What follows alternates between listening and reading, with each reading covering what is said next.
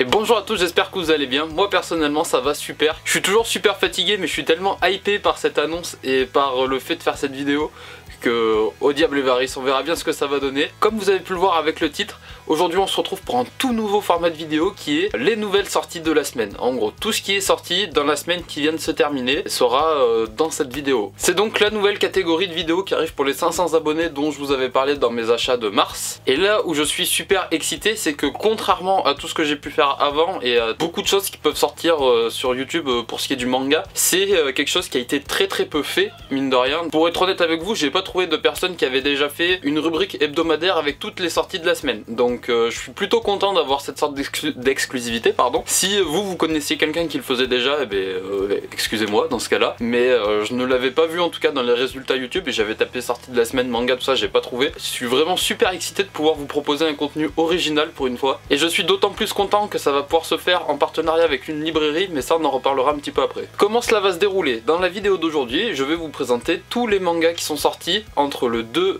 avril et le 8 avril. C'est une rubrique qui paraîtra toutes les semaines, à la fin de la semaine, donc le week-end. Ça va dépendre en fonction, le jour de la sortie va dépendre en fait en fonction de tout ce qu'il va y avoir à lire au cours de la semaine et de mon emploi du temps aussi, puisque je vais pas faire que ça comme vidéo. Des fois ça va peut-être sortir le vendredi soir, des fois ça va peut-être sortir le dimanche soir, au pire des cas peut-être le lundi. Je vais essayer de faire en sorte que ça sorte pas le lundi puisque ce sera un petit peu moins pertinent au niveau du titre. Je vais dans la mesure du possible lire tous les tomes 1 qui sortent au cours de la semaine et vous donner mon avis vis-à-vis de ces mangas. Là encore une fois ça va peut-être changer, peut-être qu'il y a des semaines où je ne pourrai pas tout lire. Je n'aurai pas tous les mangas toutes les semaines. Il y a peut-être des semaines où ça arrivera que je les ai tous, et les semaines où je ne les aurai pas tous, pardon, comme celle-ci par exemple, je vous ferai la liste de tout ce qui est sorti et que je n'ai pas à vous présenter en vidéo. Comme ça, en ayant fini de regarder cette vidéo, vous saurez tout ce qui est sorti au courant de la semaine, vous pourrez pas vous dire tiens, j'ai loupé la sortie, j'ai loupé cette sortie. C'est un partenariat avec la librairie Bulle de Papier en centre-ville de Brive. Pour ceux qui habitent à Brive ou les alentours, n'hésitez pas à aller leur faire un petit coucou, ils seront super contents. Ils seront encore plus contents si vous achetez des choses, hein, bien évidemment. Mais déjà un petit coucou c'est pas mal. Donc ces mangas là ne seront pas achetés, mais ils seront bien prêtés pour les besoins de la vidéo par la librairie Bulle de Papier. Donc c'est pour cela que déjà à la fin de chaque vidéo vous pourrez retrouver leur lien, le lien de leur page Facebook dans la description. N'hésitez pas à leur envoyer des messages sur Facebook, que ce soit pour commander un livre ou pour en réserver un, que ce soit pour du manga, BD, comics, ils font les trois. Je mettrai aussi au-dessus de mon logo leur logo, puisque étant donné que ça représente une certaine somme chaque semaine, ce qui me prête, donc je trouve que c'est la moindre des choses de mettre leur lien dans la description et leur petit logo au-dessus du mien. Sans eux, cette vidéo et cette série de vidéos là ne serait vraiment pas possible. Donc encore une fois, merci à eux. Donc tous les mangas que je vous présenterai aujourd'hui seront bien évidemment disponibles directement à la boutique Bulle de Papier, donc au centre-ville de Brive, 21 rue Lieutenant-Colonel Faro. On va commencer sans plus tarder, et ça faisait très longtemps que je n'avais pas eu un carton rempli de mangas. Ça me rappelle la belle époque. Bon, le problème c'est que celui-là je vais devoir le rendre, mais ça me rappelle quand même la belle époque. On va commencer tout de suite par les nouvelles sorties de la semaine, c'est parti. Alors on commence les sorties de la semaine par la sortie du manga Ritin. C'est un manga de science-fiction. Moi personnellement j'ai adoré le lire, j'ai passé un excellent moment. Donc l'histoire c'est le jeune Oro qui vivait dans une ville quand il était plus petit, voilà. Puis après il a été amené à en changer. Et plus tard il est amené à réaliser une mission qui est en gros retourner dans sa ville natale, qui s'est retrouvée isolée du reste du monde dans un dôme en fait. Elle est toujours à la même place géographiquement parlant, mais autour il y a un dôme qui fait qu'on ne peut pas rentrer et on ne voit pas ce qui se passe dedans. Et voilà, tout ce qui est étranger à la ville ne peut pas y rentrer. Donc sa mission est à l'aide d'un vaisseau, d'une sorte de vaisseau on va dire, qui est composé en matériaux venant de la ville, et que lui est lui-même originaire de la ville. Sa mission va être de pénétrer à l'intérieur de ce dôme et de voir ce qui s'y passe. Donc ce dôme s'appelle le cocon. Et là, coup de théâtre, puisqu'une fois qu'il a réussi à rentrer dans le cocon, il retourne à l'âge de ses 11 ans. Donc il passe de 24 ans à 11 ans. Et c'est assez rigolo puisque tous ses amis d'enfance qui étaient présents à l'époque, ils sont toujours et ont toujours 11 ou 12 ans pour certains. Donc ça va créer quelques petites différences, puisque lui du coup il a son cerveau d'adulte mais dans son corps d'enfant, et c'est vachement sympathique. J'ai bien apprécié sa lecture. En plus le dessin est pas mal, est pas mal tout simplement. Je vais vous laisser regarder ça. Ah, regardez, ça c'est la tête qu'il a quand il est enfant. Mais voilà, franchement, c'est joli, l'histoire est bien. Ritin, c'est une série qui va se terminer en 3 volumes. Je viens de le voir en regardant le code barre derrière. Et c'est une série qui est publiée chez Doki Doki. Personnellement, c'est validé. Ensuite, Toujours chez Doki Doki, la sortie du manga Kennen. On va donc suivre l'histoire de Mashira, un Kakuen, et Hayate qui est un chien magique on va dire. Mashira le Kakuen c'est un mi-homme, en fait il est mi-homme, mi-singe. Les Kakuen quand ils naissent ils sont obligatoirement masculins. Et ben, pour perpétuer leur espèce, il faut qu'ils copulent avec des humaines de notre race à nous, on va dire, si on peut parler de race. C'est assez rigolo puisque le héros de l'histoire, Mashira le Kakuen, est super timide et complètement asocial, avec les humains en tout cas. Il ne peut pas les approcher. En plus de sa timidité et son asociabilité, les Kakuen sont considérés comme des mononoke, c'est-à-dire des esprits maléfiques, des fantômes, tout ça. Donc les humains en ont peur et ne veulent pas s'approcher. Et c'est une histoire qui est assez rigolote, voilà. Après, le dessin, c'est pas le dessin de l'année, clairement. L'histoire, c'est pas l'histoire de l'année non plus, mais ça peut évoluer et donner un truc vraiment sympa. Pour ce qui est du dessin, voilà. C'est vraiment pas mal, hein, c'est juste pas le dessin du siècle. Ça reste un bon moment de lecture, mais ça m'a pas envoyé... J'ai pas autant kiffé que Ritin par exemple. Mais voilà, ça peut évoluer de manière bien plus construite que Ritin et donner quelque chose de bien plus sympathique, donc à voir dans le futur. On continue les sorties avec le manga World's End Harem. Et là les gars, si vous voulez du fan service à n'en plus finir, c'est le manga qu'il vous faut. Pour vous donner un petit ordre d'idée, World's End Harem, déjà, rien que le titre, ça sent, on le sent arriver. Mais alors, vous ouvrez, qu'est-ce qu'on trouve à la première page? Des tétés. Des tétés avec des femmes qui sont en fait, en gros, toutes là pour procréer. Donc il est écrit, toutes les filles ici présentes sont là afin de procréer avec vous. Autant vous dire que si les auteurs avaient voulu faire du hentai, ils auraient pas pu trouver un meilleur scénario. Mais clairement, ils auraient pas pu trouver un meilleur scénario pour faire niquer tout le monde à tout bout de champ. Bon, là c'est pas du hentai, et étonnamment, on se surprend à trouver une histoire vraiment sympa. Moi j'ai bien aimé, après peut-être que c'est parce qu'il y a des tétés partout, hein, je sais pas, mais... Donc on va suivre l'aventure du jeune Reito, qui se trouve avoir une maladie... au niveau de ses molécules, et c'est une maladie mortelle. Cependant, à l'époque à laquelle ils vivent, c'est dans le futur, donc ils sont en 2040, je crois en 2045, je sais plus exactement. En 2040, en gros la technologie est super avancée, c'est de l'intelligence artificielle avec le deep learning, tout ça, qui fait que les robots sont complètement autonomes dans la recherche scientifique, ils avancent d'eux-mêmes, et c'est eux qui créent de nouveaux remèdes, tout ça. Et sauf que du coup, au moment où notre héros est infesté, il n'y a pas de remède contre sa maladie. Donc ce qui lui est conseillé, ce qui lui est suggéré et ce qu'il va faire, c'est qu'il va se faire cryogéniser pendant une durée indéterminée. Mais en gros, les estimations sont d'autour de 5 ans. Entre 2 et 5 ans pour que les robots trouvent le remède à sa maladie. Et sauf qu'en 5 ans, le monde a eu le temps de changer de manière assez étonnante, on va dire, puisque à son réveil, un mystérieux virus a contaminé la planète. Près de la moitié de la population terrienne est décédée en fait. Et là où on rentre dans le scénario d'hentai, c'est que bizarrement le MK virus, c'est comme ça qu'il s'appelle, le virus qui a tué la moitié de la population, s'appelle en réalité le Male Killer Virus.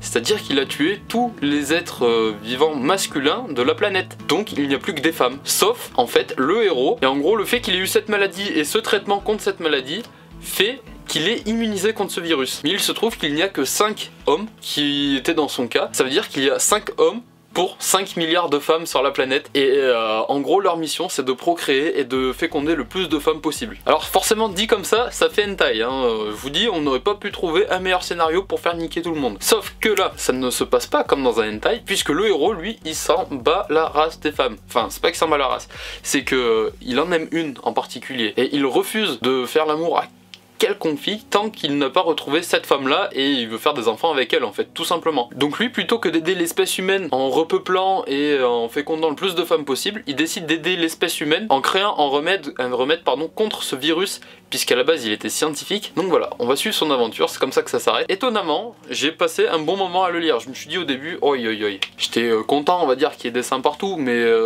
ça fait pas une bonne histoire à un moment donné, faut rester réaliste. Un peu de fanservice de temps en temps ça fait plaisir, hein, je vais pas vous le cacher, mais il faut que l'histoire reste cohérente et que ça ne tourne pas tout le temps autour de ça. Donc là ça tourne énormément autour de ça, mais l'histoire reste sympa et franchement un bon moment de lecture. Ensuite j'ai lu du shoujo.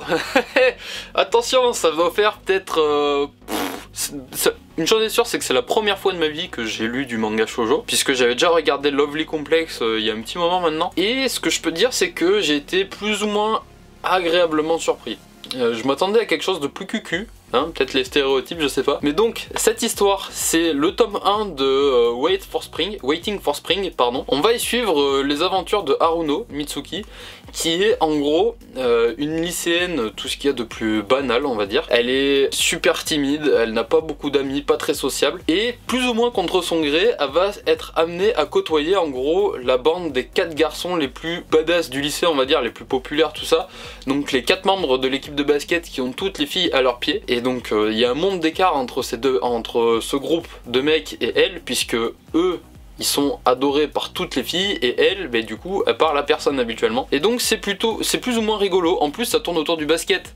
Donc ça va. On va dire que quand j'ai ouvert la première page et que j'ai vu un panier de basket, je me suis dit bon, ok, je vais faire un effort. Je vais continuer la lecture et bah, ça m'a donné raison de le faire, puisque malgré quelques erreurs, on va dire basketballistiques de la part de l'auteur, ça reste un bon manga, j'ai passé un bon moment à le lire. C'est pas le style de dessin que j'affectionne le plus. Je vous cache pas que ça en général ça me fait pas vraiment vibrer comme style de dessin.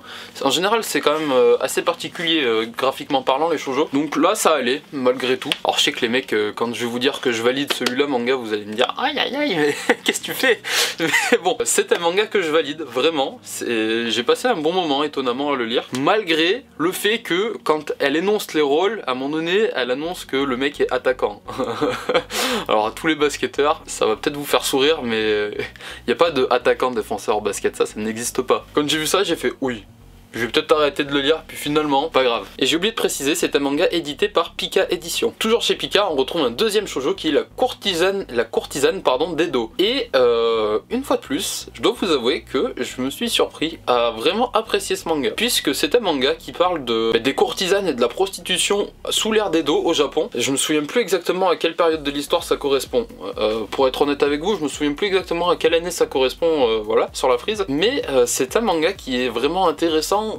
Puisqu'on y retrouve tous les us et coutumes de l'époque. J'ai pas une culture shoujo très développée. Peut-être que les fans de shoujo vont peut-être se dire il a vraiment des goûts de merde. Alors moi, à mon piètre niveau pour le shoujo, j'ai bien aimé. On va suivre à l'intérieur de ce manga l'histoire de Akane, qui a perdu ses parents quand elle était plus jeune, et qui après ça décide de devenir la plus grande courtisane du Japon, en gros. Pas forcément la plus grande, mais de devenir une courtisane influente afin de pouvoir choper des informations sur le meurtrier de ses parents, puisque le manga nous laisse sous-entendre à certaines scènes que ses parents ont été tués. Elle cherche des renseignements avec ça, puisque souvent, surtout à l'époque, maintenant j'en sais rien en vrai pour l'heure actuelle, mais à l'époque, beaucoup d'informations passaient par les prostituées, donc c'est intéressant, voilà. Donc la courtisane d'Edo, très bon moment de lecture. On passe ensuite chez Nobinobi pour le dernier shoujo que j'ai pu lire, et là pour le coup j'ai été beaucoup moins hypé que par les deux précédents. Donc le tome 1 de Toi ma belle étoile, et ouais, moins emballé. Clairement. Le dessin est pas mauvais, enfin je préfère ce dessin là aux deux mangas précédents. On va suivre les aventures de Shino, qui est un lycéen tout ce qui est le plus banal, mais il est hyper sensible. Enfin hyper sensible au niveau émotionnel quoi. Et il va tomber plus ou moins amoureux d'une fille qui elle est hyper réservée, renfermée. Et voilà, c'est... Franchement je sais pas trop quoi en dire. En vrai je suis tellement fait chier en le lisant que je dois vous avouer que je me souviens même plus trop de l'histoire. Donc, enfin je m'en souviens mais j'ai rien de constructif à dire dessus. Donc je vais rien vous dire dessus. Par contre, la prise en main du manga est vraiment bonne. Quand on l'a dans les mains, la couverture est confortable. Alors peut-être que vous vous en foutez royalement, mais pour moi c'est aussi, ça fait partie de mes critères d'achat d'un manga. Si la couverture est confortable à tenir en main, donc il est en plus pas super cher pour la qualité de fabrication, donc il est à 6,95€ chez Nobinobi. À défaut de pouvoir vous parler vraiment de l'histoire, je vais vous parler un petit peu du reste, mais voilà. Tome 1 de Toi ma belle étoile. Je valide beaucoup moins que les deux autres. Mais après, une fois de plus, c'est mon avis personnel. Ensuite, chez Kiun, dans la collection Latitude, on va retrouver un recueil d'histoires courtes qui s'appelle Sous un ciel nouveau. Vraiment excellent moment de lecture. Des histoires très touchantes racontées avec plein d'amour, et franchement, je vais encore le répéter, mais excellent moment de lecture. Voilà, c'est un grand format, donc le prix est plus élevé, il est à 15€, mais c'est clairement un manga qui en vaut la peine. Après l'avoir lu, clairement vous vous dites pas, punaise, j'ai mis 15€ à la poubelle. Au niveau scénario, toutes les histoires sont vraiment très bien, on y retrouve différents styles, hein. Au niveau du dessin par contre, j'ai été très agréablement surpris. C'est un dessin qui fait beaucoup plus mature par rapport à ce que j'ai l'habitude de lire et ça fait pas de mal. Vraiment ça fait pas de mal. Si vous regardez cette vidéo et que vous ne savez pas quoi lire actuellement et qu'à la base vous n'êtes pas un grand amateur de manga, vous êtes plutôt tourné sur d'autres styles de lecture, je pense que c'est une bonne alternative et si vous êtes habitué à lire du manga, c'est également une excellente alternative. Sous un ciel nouveau, chez Kiun dans la collection Latitude. Ensuite, la grosse sortie de la semaine et même une des grosses sorties de l'année, c'est chez Glénat et c'est le tome 1 de Dr Stone. Étonnamment, la couverture on voit pas super bien, j'ai l'impression. Clairement, c'est un manga que j'attendais. Je suis vraiment pas déçu, j'en attends énormément pour la suite de l'histoire par contre. Là vraiment, on va pas falloir nous décevoir, mais parti comme c'est parti, moi personnellement j'ai vraiment kiffé. Pour commencer, c'est dessiné par Boichi. Je vous arrête tout de suite pour ceux qui ne connaissent pas Boichi. Je vous invite à aller voir Sunken Rock, Space Chef Kaiser, il a fait Hotel, il a fait Wallman, c'est magnifique, il a fait Terraformers Asimov en dessin. Il est vraiment excellent et le manga est magnifique. Vraiment, c'est magnifique. J'ai dit ça comme si je disais c'est trop bien, genre c'est magnifique. Bref, passons. Un cerveau qui fonctionne pas bien, ça arrive. Donc en gros, l'histoire, l'humanité tout entière se retrouve pétrifiée en fait à la suite d'une étrange explosion lumineuse et ils vont se retrouver pétrifiés comme ça pendant près de 3700 ans. Et un jour, miraculeusement, Senku et Taiju, donc deux lycéens tokyoïstes, vont se réveiller comme ça plus ou moins miraculeusement. Senku est quand même quelqu'un d'assez particulier, c'est une personne qui est vraiment passionnée par la science et qui est excellent là-dedans. C'est, on va dire, un petit génie. Il a pris plein de paramètres en compte, il a créé plein de choses. Et ce que j'adore dans ce manga, c'est que quand il ne s'agit plus de vivre, mais de survivre, on voit que ce n'est pas forcément le plus fort physiquement qui tire le mieux son épingle du jeu. Et parfois, être super intelligent, même si on est un gringalet, mais être super intelligent et avoir beaucoup de connaissances, ça peut servir beaucoup plus que d'avoir un corps bien fait et des gros muscles. Et ce qu'on va voir également dans Dr Stone, c'est que quand on associe une personne avec une force brute incroyable et une personne avec une intelligence incroyable, ça peut donner de grandes choses. Et donc ces deux amis vont essayer de sauver en gros l'humanité tout entière et de créer une civilisation, de rattraper le retard sur les civilisations telles qu'elles étaient présentes avant. Et c'est vraiment super intéressant puisque ce que j'attends de ce manga en fait concrètement, c'est d'apprendre plein de choses sur la science, sur la chimie, sur la survie. Il y a vraiment un terrain propice à apprendre plein de choses. Si l'auteur fait pas les choses à moitié, vraiment ce manga il va attiser votre curiosité et pas seulement à lire le manga mais votre curiosité pour tout le reste. Genre vous allez vous dire ah tiens ça peut servir à ça, c'est comme ça que ça a été fait à la base. Et moi personnellement c'est ce que ça m'a fait et je vous souhaite que ça vous fasse la même. Donc voilà, je suis très hypé par la sortie de Dr Stone, j'attends la suite avec impatience. C'est archi validé. Ensuite, tome 1 que j'ai mais que je n'ai pas lu, c'est Final Fantasy Lost Stranger. Alors pour être honnête avec vous, j'étais persuadé que c'était un one shot au début, mais ce n'est pas le cas puisque je viens de voir tome 1 d'écrit.